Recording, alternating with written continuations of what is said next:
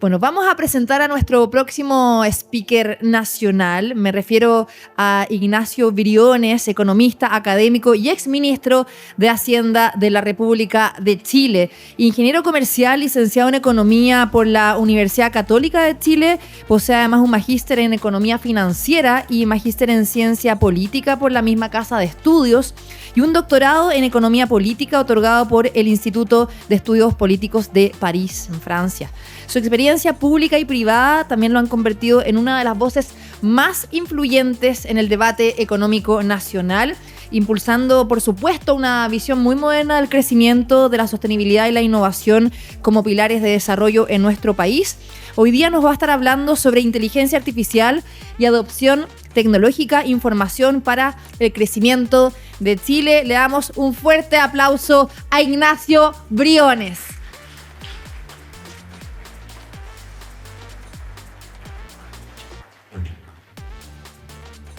Bueno, muy buenos días.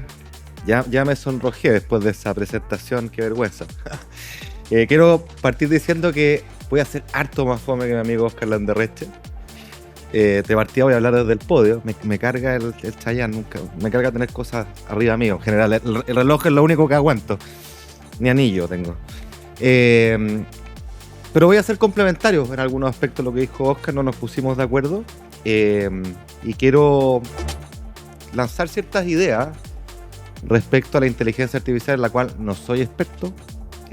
Acá hay muchos más expertos que yo, pero sí una mirada de política pública de futuro respecto a sus implicancias para la empresa y, por supuesto, lo que nos interesa para el crecimiento de Chile. Y por eso que el título de esta presentación tiene que ver con eso: inteligencia artificial, adopción tecnológica, información para el crecimiento de Chile. Entonces, ¿qué es lo que voy a hacer?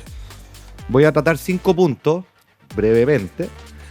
Lo primero, Oscar ya me adelantó la tarea, es situar la discusión del cambio tecnológico, la inteligencia artificial, a la luz de la economía y de los modelos de crecimiento estándar. No se asusten, no los voy a enredar con fórmulas, pero sí les voy a traer los elementos principales para entender que este cambio potente está a la base del crecimiento futuro, no solo en Chile, sino que en el mundo. En segundo término, voy a apelar a mi rol de historiador económico y quiero ir, como lo hizo Oscar de alguna manera, a las lecciones de la historia, en revoluciones, en estos ciclos largos que nos mostraba Oscar, qué lecciones sacamos del pasado y cuáles son las implicancias para Chile y para la empresa. Quiero, en tercer lugar, hablarles de las oportunidades y también de los desafíos que esta revolución tiene y que son muy atingentes a Chile. Situar, en cuarto lugar, dónde está Chile en materia de adopción de tecnología, dónde estamos parados, ¿no? ¿Estamos bien? ¿Estamos mal? ¿Qué nos falta? ¿Cómo vamos? Y por último, concluir, a la luz de los 4 puntos anteriores, respecto a la mirada de futuro, que lo llamo tecnología y datos para nuestros recursos naturales. Aquí quizás voy a tener una opinión un poquito discrepante de la de Oscar. Yo voy a plantearles que en base a recursos naturales en que somos ricos, que tiene una renovada oportunidad, uno dice, bueno, pero ¿y qué tiene que ver eso con la inteligencia artificial y la tecnología? Yo diría, mi respuesta es todo. Van a entender ustedes por qué. Vamos. Entonces, vamos al primer punto. Economía. Olvídense de los monos. Voy a tratar de explicar en simple qué significa esto. Oscar ya me adelantó una parte. El crecimiento económico tiene que ver esencialmente con 2 factores: capital humano, trabajadores, ¿no es cierto?, y acumulación de capital físico, inversión. Y esa inversión, como bien ha explicado Oscar, tiene rendimientos decrecientes. A medida que tengo más capital, cada dólar extra que meto renta menos que el anterior, a menos de que tengo que pagar la depreciación. Pero neto de depreciación, ese retorno es decreciente. Y hay un modelo famoso, el más famoso de todo de crecimiento, el modelo de Solow, que muestra aquello, pero además nos da una conclusión muy desesperanzadora. Nos dice, mira, es normal observar que los países pobres en capital, crecen mucho, porque como decía Oscar, puse las paltas al lado del río Concagua, y estirar y abrazarse, pero a medida que voy creciendo más, es más difícil, tengo que ponerlas en el cerro, renta menos, y por lo tanto la tasa de crecimiento per cápita va cayendo, ¿ya? Y lo que dice el modelo Solow, llega a un punto que lo llama un equilibrio de estado estacionario, donde el ingreso no crece más. ¿Ya? La primera conclusión es observable. Los países pobres, cuando tienen buenas políticas que atraen inversión, crecen harto. Y los países ricos, crecen bastante menos que los países pobres. Europa crece bastante menos que cualquier país pobre. Estados Unidos es una rareza porque no va mucho, y voy a eso. Pero en general esa es la tendencia. Pero la conclusión fatal es no crecemos más. A menos que haya ganancias de productividad. Y esas ganancias de productividad pueden venir por el lado de la innovación tecnológica, pero en realidad pueden venir de cualquier cosa que aumente la productividad total de los factores, es decir, la capacidad de producir más con lo mismo o lo mismo con menos. Eso es productividad. ¿Entiendes? Entonces la tecnología, en un sentido amplio, es la inteligencia artificial, es la información, son las instituciones, son las reglas del juego.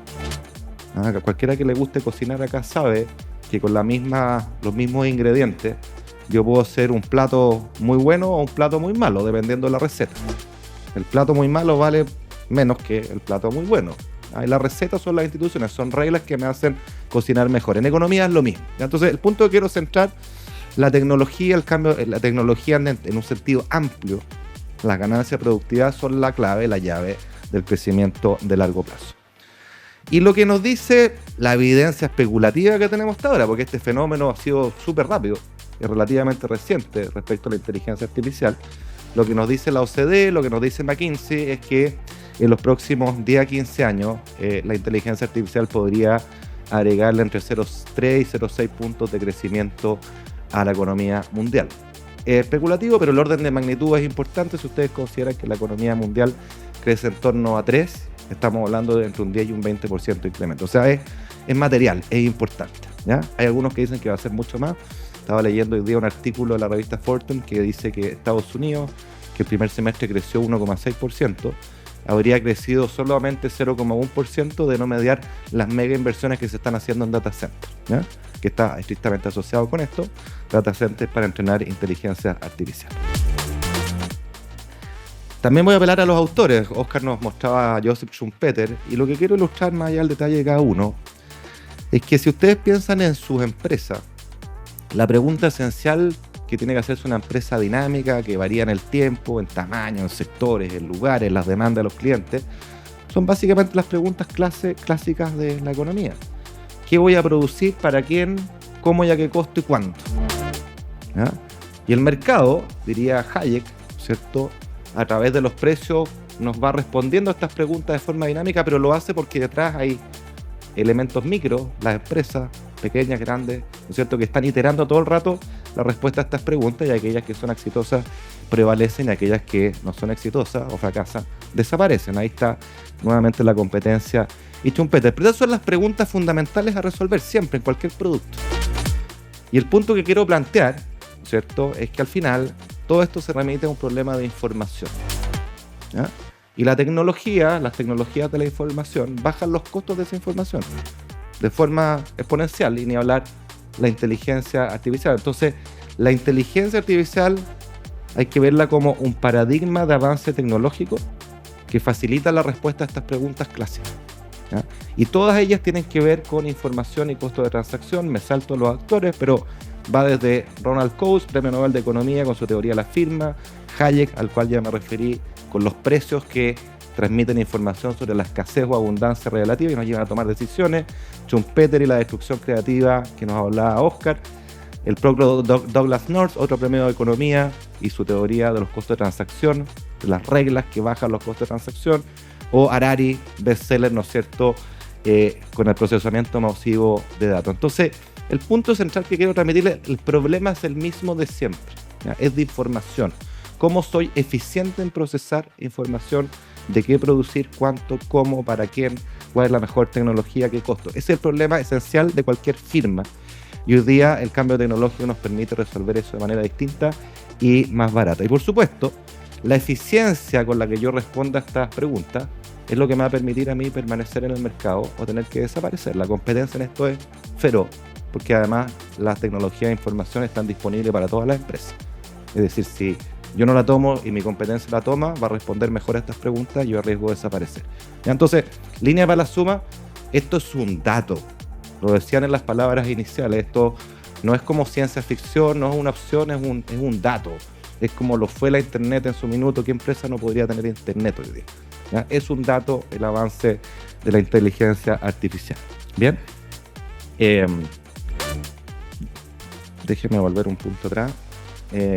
Esta disminución de los costos de transacción y estas preguntas, ¿no es cierto?, tiene que ver con cuestiones súper del día a día. Uno ve empresas de sectores súper del sector real, súper tradicionales, que cuando usan intensivamente los datos y la inteligencia artificial, pucha, tienen información en tiempo real de sus clientes. Por Dios que eso es una ventaja. Me tocó conocer una empresa la otra vez que vendía fertilizante en el campo chileno. ¿Cachan? Lo tradicional de las actividades, el campo, la agricultura y fertilizante. Su gracia es que tenía información en tiempo real y podía hacer descuento en tiempo real ahí, en la cosecha. Gran ventaja, y nos mostraba cómo esa ventaja se traducía en la última línea, ni hablar de los métodos productivos, la distribución, la logística, todo eso tiene que ver con lo que estamos hablando. ¿Ya? Entonces es un desde. Punto importante que me permite introducir lo que quiero hacer en la última parte. Solemos pensar que la tecnología súper sofisticada y la inteligencia artificial va de la mano del desarrollo de sectores súper sofisticados a la vez. Ese es un error tradicional. Esta idea de que para ser desarrollado uno tiene que producir autos voladores, super smartphones y mega superconductores. No es así. Lo que yo he tratado de plantear es que esta tecnología es un insumo que facilita y eficientiza la toma de decisiones en las preguntas que le mostré en cualquier ámbito, en cualquier empresa. ¿Ya? Y entonces si usted tiene ventaja comparativa en una cierta área, bueno, dedíquense a esa área, pero utilice esto como insumo para resolver mejor las preguntas fundamentales. Lo ilustro, por ejemplo, con la minería. La gran minería en Chile es mega tecnificada, pocos lo saben.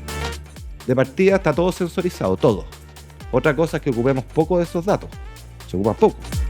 La gran minería se opera remotamente y automáticamente desde Santiago, desde Las Condes.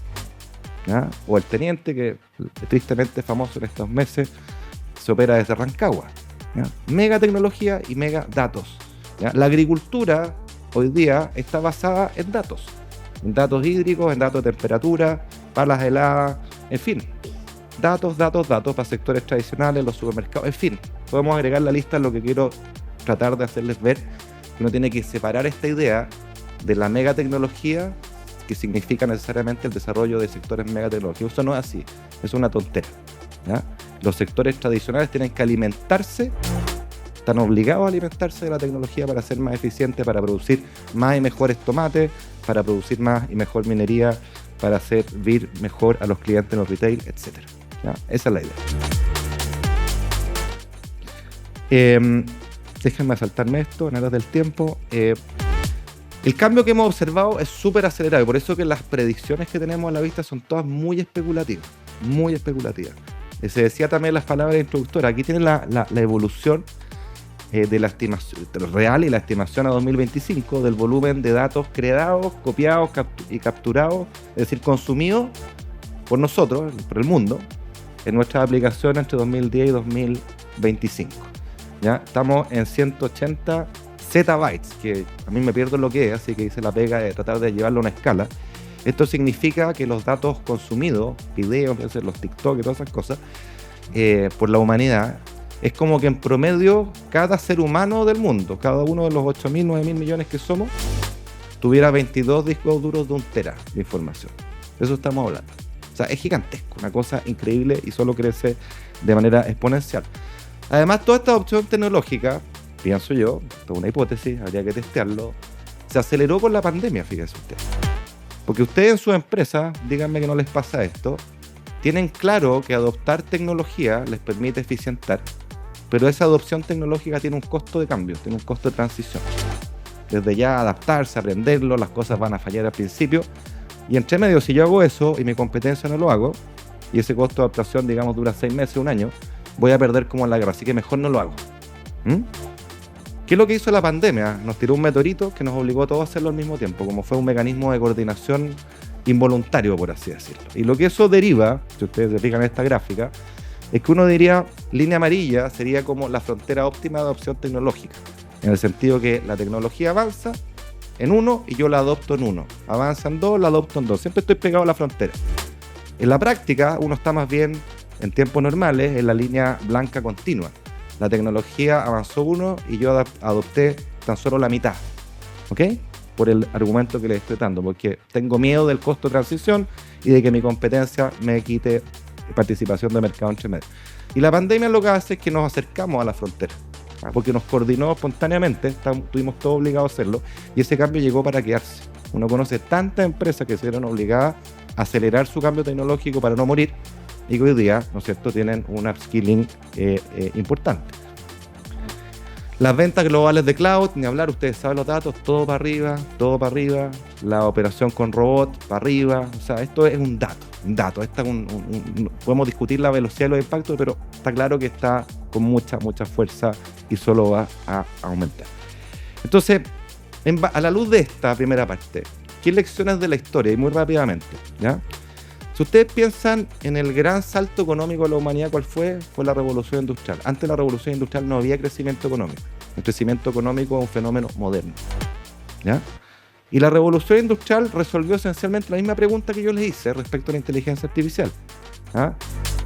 Y en particular, el cómo producir a gran escala. Esa fue la respuesta, ¿ya? Que resolvió la pregunta, más bien, que resolvió la revolución industrial.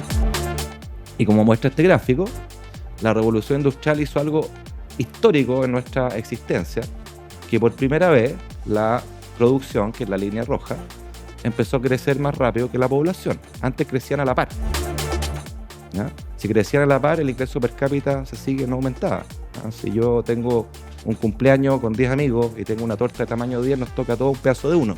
Si el año siguiente hago crecer la torta a 20, pero invito a 20 amigos, nos sigue tocando el mismo pedazo de uno. Eso es lo que pasaba en la historia de la humanidad antes de la revolución industrial.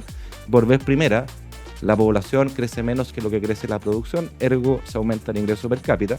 Pero, primera gran lección, también por primera vez en la historia de la humanidad generó una gran divergencia entre regiones.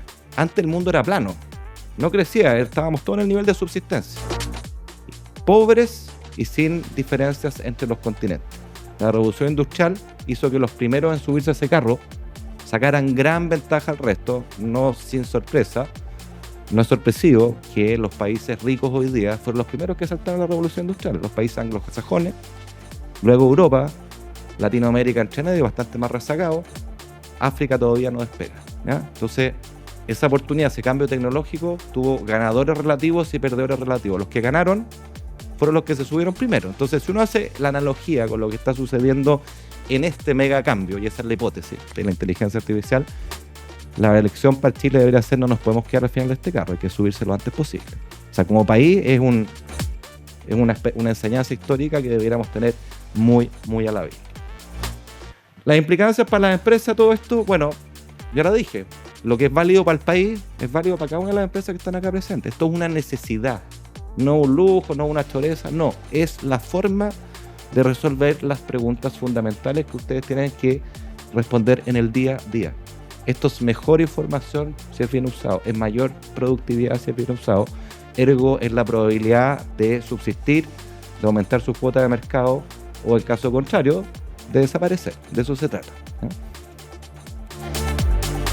Déjenme rápidamente plantearles algunos desafíos y oportunidades asociados a la transformación tecnológica. Ya lo decía usted en la introducción, este cambio acelerado nos deja placer en muchos aspectos. Y nos deja placer desde ya en términos regulatorios. O sea, cómo adaptamos la regulación para permitir el desarrollo de aquello, pero evitando también los riesgos que conlleva. Y esto ha llevado a la mayoría de los países, incluyendo a Chile, a tener una estrategia nacional de inteligencia artificial, pero que es todavía incipiente, ¿ya? Pero esto debería estar en el centro de la política pública, porque si uno especula que esto llegó para quedarse y que va a cambiar, como ya lo está haciendo, fundamentalmente la forma como trabajamos, la forma como producimos, la forma como consumimos, bueno, es un ecosistema que requiere una regulación para desarrollarse virtuosamente, aprovechar toda su potencialidad, pero también limitando los riesgos que ello supone, ¿ya? Hay un desafío, algo esbozado a Oscar, en la transición, ¿ya? O sea, él decía que estos ciclos hoy día son más cortos, entonces traspasan, antes duraban una generación, ahora traspasan una generación, ¿no? Y esto genera un desafío bien fundamental que lo estamos viendo respecto a los trabajadores.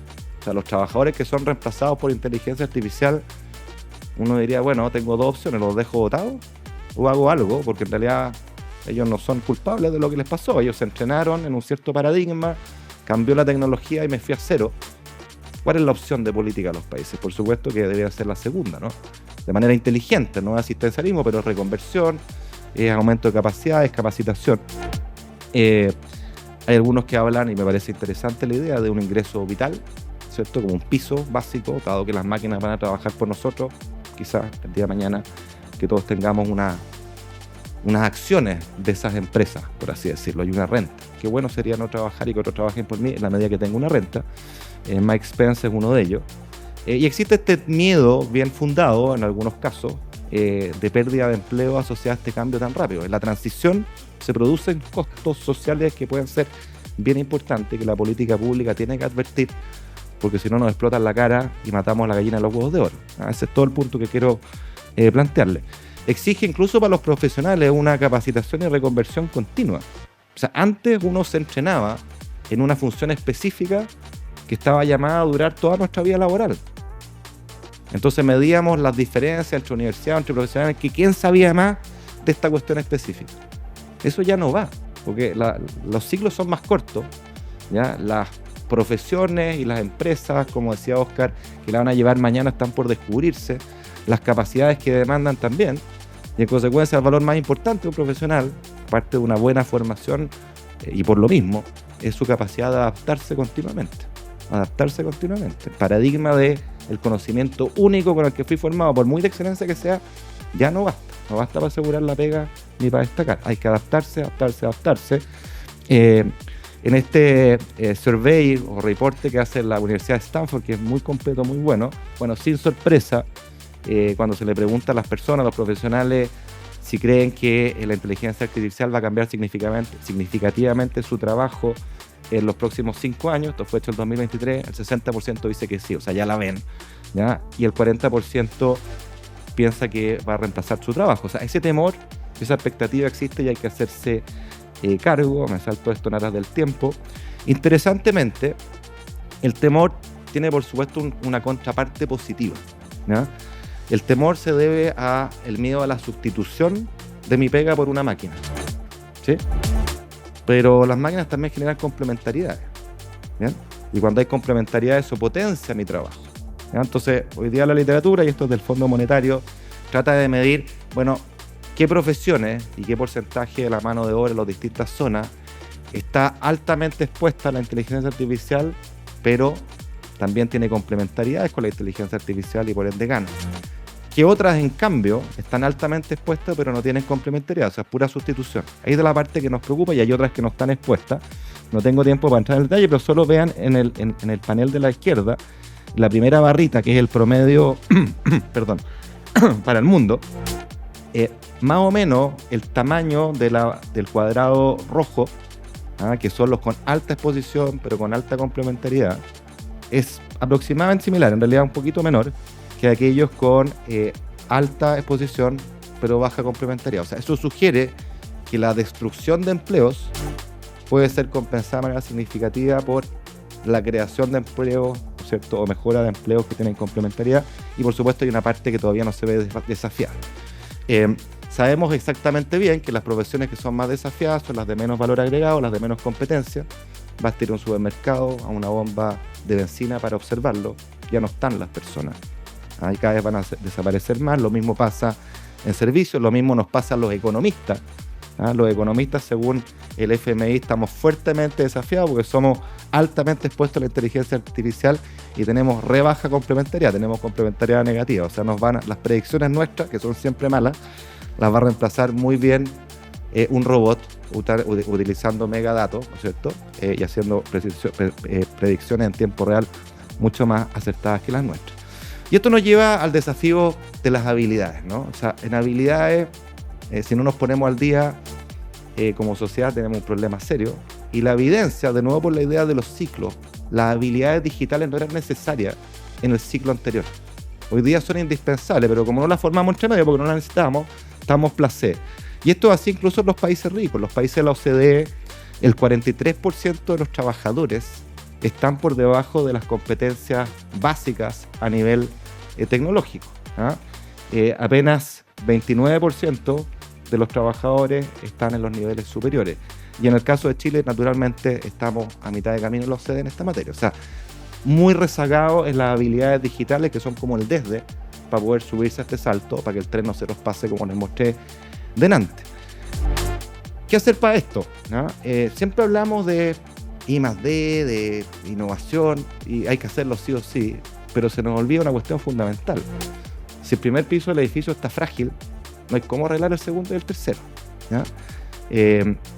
Creo que en este paradigma la educación escolar toma un rol fundamental que los países tienen que hacerse cargo, porque si esa base está débil, no hay cómo hacer el upskilling después, no tienen las competencias, las habilidades fundamentales, y eso que es cierto siempre es más cierto hoy día.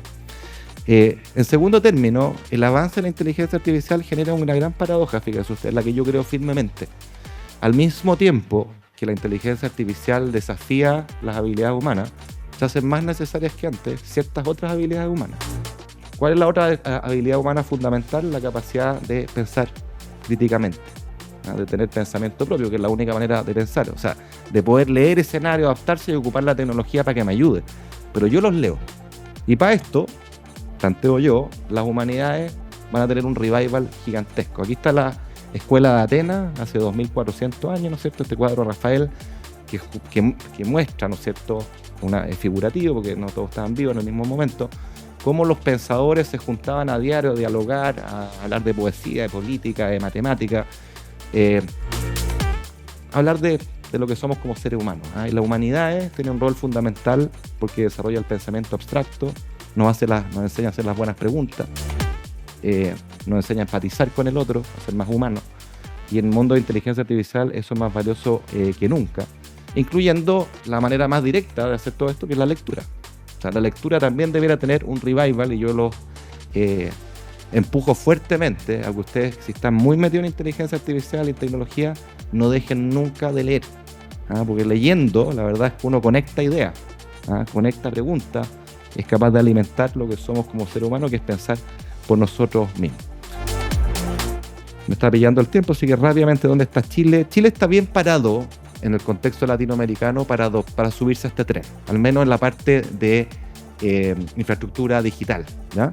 Ya dije que tenemos un déficit en competencia humana, es un tema, pero si uno le cree al BID, ¿no es cierto?, y el índice latinoamericano de inteligencia artificial, Chile lidera en materia de adopción de inteligencia artificial en América Latina. Tenemos buena infraestructura. Fíjense ustedes que en materia de conectividad de internet, si uno ajusta por nivel de ingreso, Chile, que está allá arriba, tiene estándar de conectividad de país desarrollado, de país de ingreso mucho más alto, ¿ya? Tenemos la base para poder desarrollarnos bien. La adopción tecnológica en las empresas es moderada comparada con el mundo desarrollado, pero buena respecto a los países de la región. Es baja, fíjense ustedes, en robot e inteligencia artificial, los dos primeros cuadrantes, datos de 2023, apenas un 20%, ¿ya? Pero creciendo, algo parecido me muestra la Corfo con la Bolsa de Comercio de Santiago, pero quiero saltarme y tomar los últimos datos, que es un estudio que salió la semana pasada de Amazon Web Services, que nos da vistas interesantes. Fíjense, a nivel de las empresas como un todo, 7 de cada 10 cree que la inteligencia artificial va a transformar su empresa, su negocio. Lo cree, o sea, de nuevo, dato. Pero solo 6 de cada 10 ha introducido la inteligencia artificial a través de usos básicos, probablemente ChatGPT, no mucho más, ¿ya? 2 de cada 10 han avanzado a la etapa intermedia y solo 13% tiene un uso realmente más avanzado. O sea, adopción, condiciones basales en Chile, sí. Adopción creciente también, pero todavía nos queda requete harto. Y recuerden siempre lo que les dije en el primer punto. Si se quedan abajo del tren, van a perder, otro lo va a hacer antes que ustedes. De hecho, es bien interesante que en las empresas nuevas, las startups más jóvenes, más dinámicas, esta película es mucho más favorable. Obviamente, al igual que en el caso anterior, 8 de cada 10 piensan que esto va a modificar por completo su negocio, pero 26%, 3 de cada 10 ocupa un lugar central en su empresa, y 42% tiene usos avanzados, ¿ya? Y de hecho, 35% de estas empresas startup ocupa esto para generar de frente a nuevos negocios, ¿ya? Entonces eso también da una proxy de las empresas nuevas, no tradicionales, para dónde van con todo en este segmento. Al mismo tiempo, y ligándolo con las competencias o recursos humanos, la mitad de las empresas piensa que faltan capacidades humanas, de skills, de habilidades para poder adoptar más fuertemente la inteligencia artificial. Entonces el desafío de formación, que les decía, es fundamental. y apenas 2 de cada 10 declara tener las competencias o sentirse preparado para adoptar la inteligencia artificial de manera más amplia con sus competencias actuales. O sea, el desafío de formación de capital humano acá es medular. Ya, termino a modo de conclusión con lo que les planteé al principio y que es lo que ha atravesado toda esta presentación. La inteligencia artificial es un dato, es una necesidad, es la forma de responder mejor, de manera más eficiente, las preguntas tradicionales que hacen a ustedes en sus sectores, en sectores tecnológicos, en sectores tradicionales, en la agricultura, la construcción o en el retail o servicios. Para todo ello, esto es un desde, es una condición basal. Entonces pensemos un poquito en Chile. En Chile, ¿dónde están sus ventajas? A lo mejor Oscar va a discrepar conmigo, pero tenemos riqueza en recursos naturales que tienen una renovadísima oportunidad hoy día, porque el mundo está demandando de manera estructural nuestro cobre, se acerca a $5 la libra. Yo quisiera recordar que a principios de los 2000 era $1 la libra, ¿ya? Y ese precio alto está para quedarse. ¿Por qué? Porque el cobre es demandado para todos los usos que este cambio supone, fibras, o sea, cables de cobre por doquier, autos eléctricos, etcétera, está el litio, están nuestras energías renovables, somos riquísimos en energías renovables, riquísimos. Nuestro potencial de energía renovable, para tener una idea, si lo desarrolláramos todo, es 2 años del consumo entero de Estados Unidos. O sea, es como la mitad del consumo de energía del mundo, básicamente, ¿ya? Es gigante. Tenemos turismo, tenemos salmones, en fin, ¿ya? Tenemos bosque. Ahí no digo que no vayan a surgir otros sectores, pero ahí hay una riqueza grande y uno dice, bueno, ¿y qué tiene que ver la inteligencia artificial con estos sectores? Y la verdad es que todo es la forma de generar ganancias de productividad total de factores, como les mostré en la primera lámina, de generar crecimiento, de responder mejor y más eficiente a las preguntas tradicionales que les hice, utilizando la inteligencia artificial y la tecnología. Ya ocurre en la minería, debiera ocurrir mucho más. Ahí tenemos un sector de crecimiento gigante, porque como les dije, y algo conozco de la minería, también fui director de Codelco, está todo sensorizado, pero se estima el 2% de los datos. Hay ganancias de productividad gigantes si uno ocupa masivamente esos datos. Ocurre en lo forestal, centros de monitoreo remoto, súper sofisticados, súper tecnológicos. La industria del salmón está ocurriendo y va a ocurrir cada vez más, incluso en las energías renovables va a ocurrir con fuerza. Entonces, nuestros sectores con ventajas comparativas tienen que nutrirse de este mismo cambio tecnológico. Es lo que eficientiza la producción en esos sectores. No es cambiar esos sectores, es hacerlos mucho más eficientes y más productivos, y esto es indispensable. Termino con una distopia nomás, con esto acabo, ahora sí que sí. Y les dije que Chile, su capacidad de energía renovable es como 80 veces la capacidad que tiene instalada hoy día. Si la desarrolláramos completa, es la mitad del consumo energético eléctrico del mundo. ¿Bien? Obviamente nosotros no tenemos, ni aunque tuviéramos toda la línea de transmisión, la capacidad para consumir esa energía. Entonces uno dice, ya, exportémosla. ¿Pero de dónde? ¿Aquí en Bolivia, Perú? No sé, la cordillera con Argentina, no tenemos línea de transmisión. Quizás luego uno puede pensar en importar consumo, ¿no? Y si hay un sector que es intensivo en el consumo de electricidad, son los data centers, que como les dije al principio, explicaron según el número que vi, 1,5 puntos de crecimiento de Estados Unidos vino con inversión en data centers. De hecho, es el sector que está creciendo con todo, y particularmente los data centers dedicados a la inteligencia artificial, ¿ya? El gráfico de la izquierda es la estimación en gigawatts, ¿no es cierto?, a nivel global de la capacidad de los data centers con un crecimiento importante. Y si fijan ustedes, el área azul clarita muestra que ese crecimiento se debe esencialmente a lo que tiene que ver con inteligencia artificial. Y al lado derecho, más gráfico todavía, el porcentaje del total de demanda de data centers que está asociado a inteligencia artificial, 40% en 2023, se estima en 75% en 2030. O sea, esa es el área, naturalmente, si la inteligencia artificial está creciendo, necesitamos data centers para entrenarla, ¿ya? Ahí Chile, me parece, puede tener una oportunidad bien extraordinaria, habida cuenta de que tenemos energía, ¿no es cierto? Tenemos solidez institucional, tenemos agua que se puede desalar, tenemos desierto para instalarlo, puede ser algo bien grande, y yo lo dejo ahí para poder tener un espacio de preguntas con ustedes. Gracias.